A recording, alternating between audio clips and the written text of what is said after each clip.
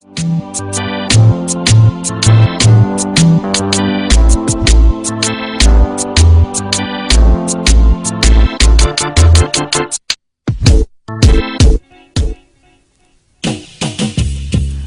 evades the mind and body and creates an adventurous escape for its listeners. It's one of the most popular modes of expression.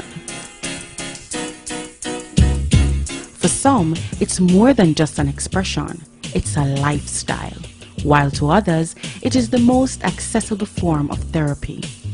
Wherever you reside in the world, there is one thing we can all agree on about music. It is powerful. Amazing grace, fly too fast, the boy them a chase, top them best. The relationship between music and memory. First of all, the brain is an incredible tool. There are recent studies have shown that people who have lost their memory completely, they don't even know their own name. If you play a song, they can tell them exactly when they heard and they start singing the song. There's one particular composer who has some serious brain injury. And if you just hum the melody to a symphony, he can go on the keyboard and play the entire symphony. Because we store memory connected with music in various places in the brain, not just one location, so even when you're brain damaged. So it tells us that if somebody just starts humming a song to you that you learned as a child, it brings back the entire memory of the song. I have done so in my own work where I've just put something to a rhythm and clap my hand to it, and the child learns the words immediately.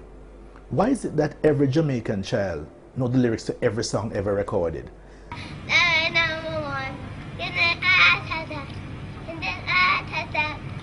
And them don't know them schoolwork. Once you put it to a rhythm, it's as if what the rhythm does, it lubricates the sound past the eardrum right into the head.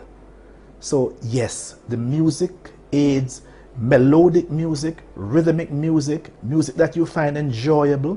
It aids memory and recall, and it embeds the thing much longer in your long-term memory. Back in the days when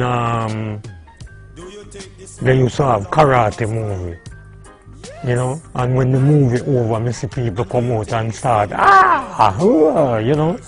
So that's how music powerful, you know, because in your music, you claim a character, you know, so people listen to it lyrically, you know, and start playing a character there.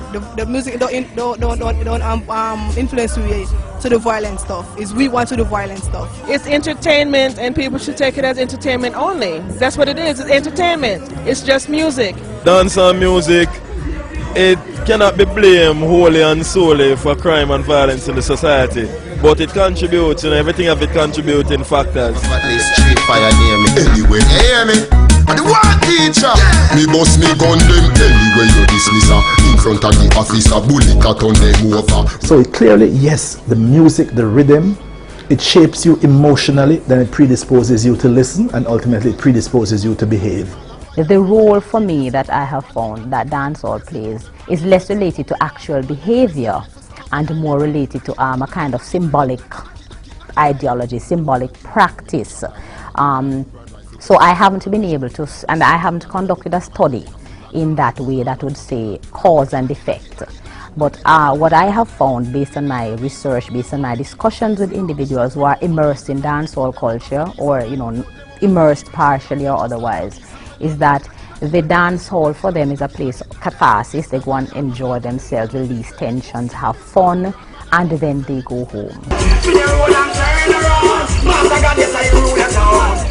The more a child, the more a person sings about, talks about, experiences a theme, what it does, it desensitizes them to the theme.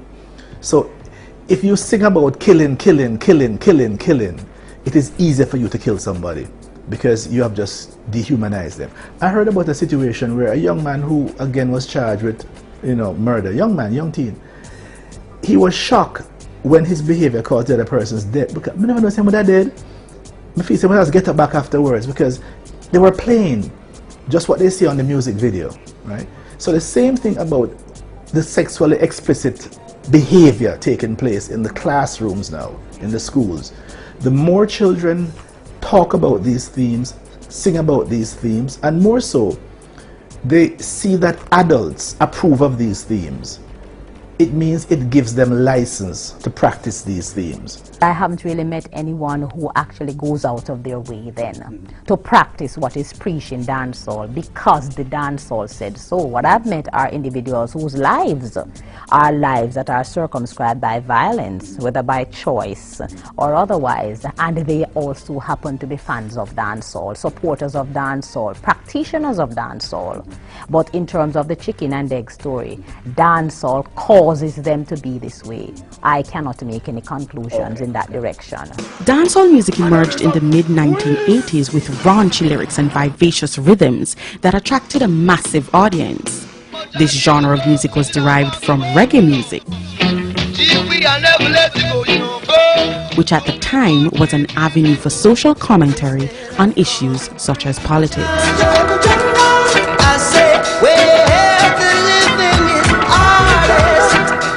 If you take the 70s, the music as shaped primarily by Rasta and Bob Marley as its most powerful exponent. I said the music targeted our hearts and our brain. It forced us to think, to learn, and to grow.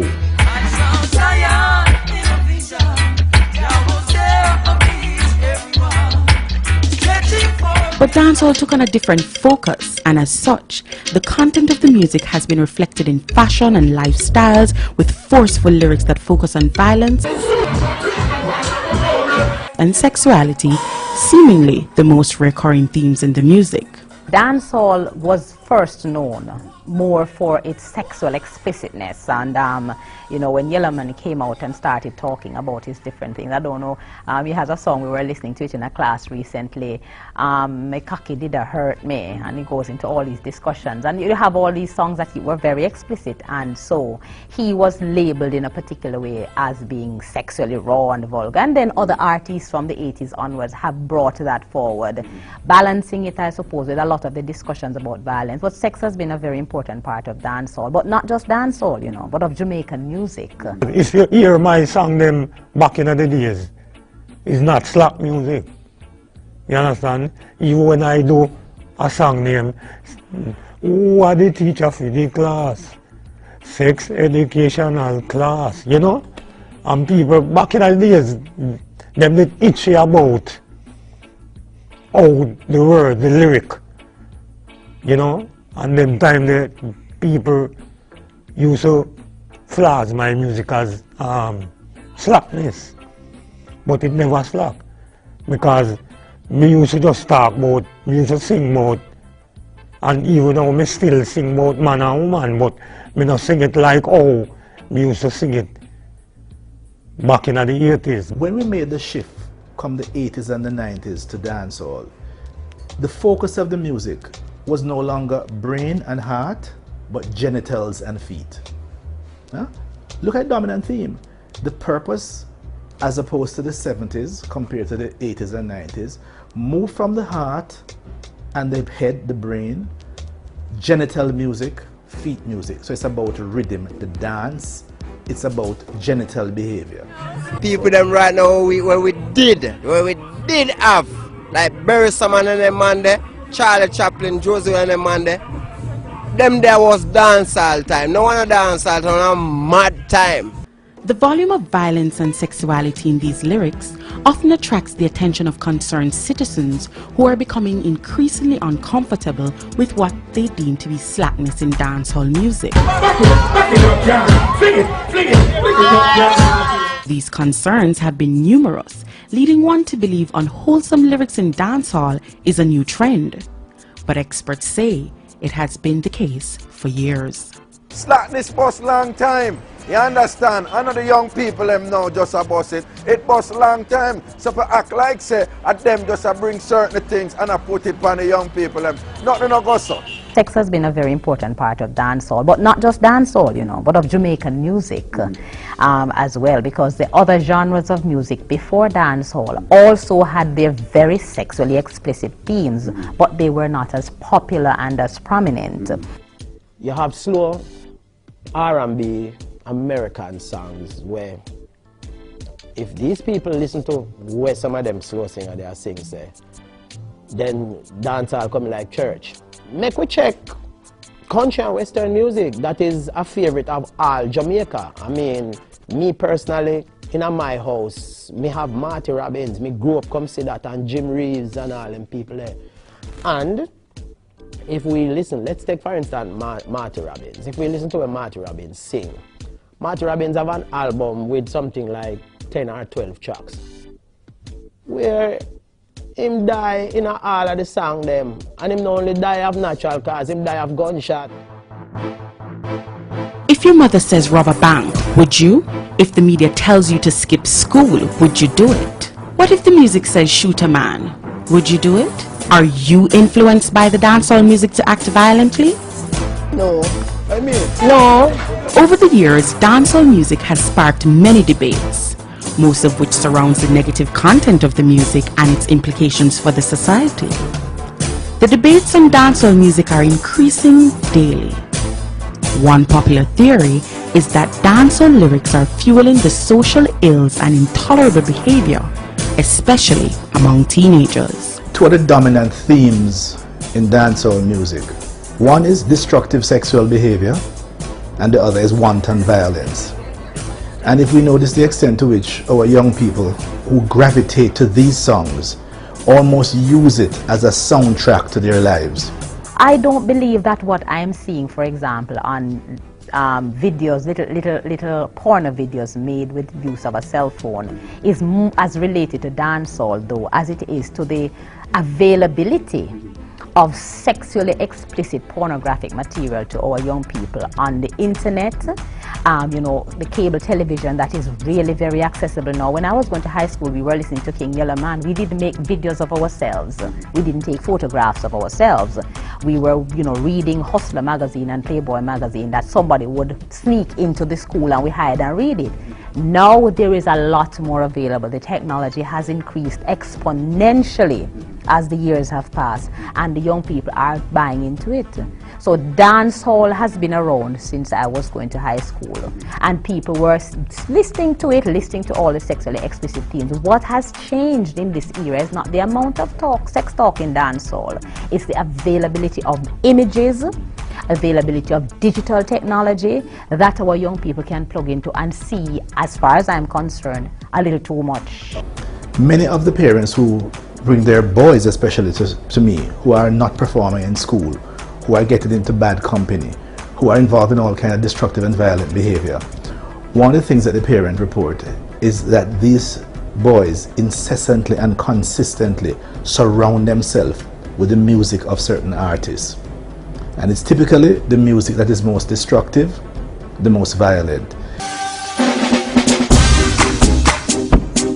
There is no empirical evidence that demonstrates that dancehall is a primary contributor to violence in Jamaica. There is no empirical evidence out there that demonstrates that.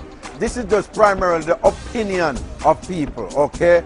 However, again, common sense can tell you that dancehall is a powerful socializing force. So for anybody to say that what is produced in dancehall is not having an effect on our young people, is not having any effect on our young people, that person would be disingenuous and would be quite wrong. All I'm saying, dancehall is having an effect on our young people, and some of those and some of that impact is undesirable and unproductive and is causing problems.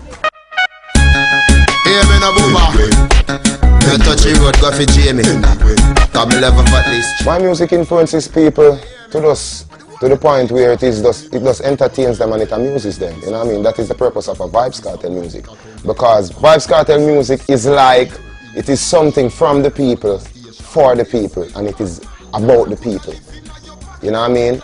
I get my inspiration from the people. So when I put that inspiration to music and put it forward to them, they accept it wholeheartedly. The dancehall fraternity is very much adamant that their lyrics are mere expressions and should not be blamed for the crime and violence in the society. Instead, other institutions should play an active role singing the song. There's one particular composer who has some serious brain injury, and if you just hum the melody to a symphony, he can go on the keyboard and play the entire symphony, because we store memory connected with music in various places in the brain, not just one location, so even when you're brain damaged. So it tells us that if somebody just start humming a song to you that you learned as a child, it brings back the entire memory of the song. I have done so in my own work, where I've just put something to a rhythm and clap my hand to it, and the child learns the words immediately. Why is it that every Jamaican child knows the lyrics to every song ever recorded?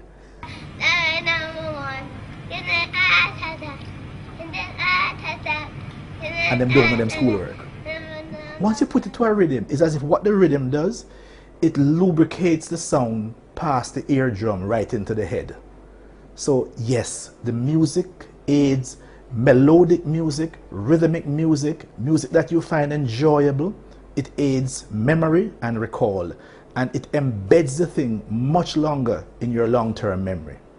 Back in the days when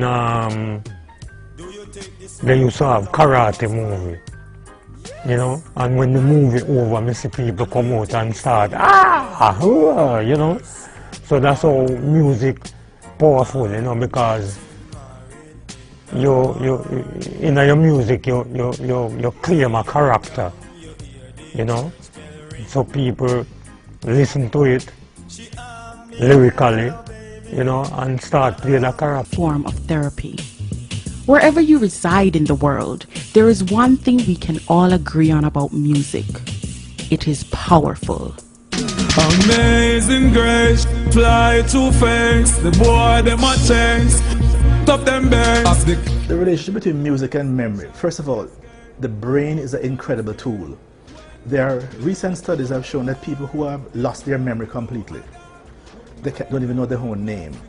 If you play a song, they can tell them exactly when they heard and they start.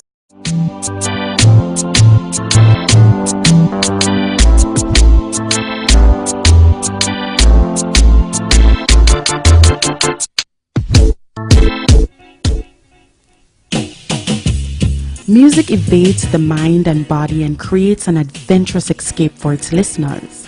It's one of the most popular modes of expression.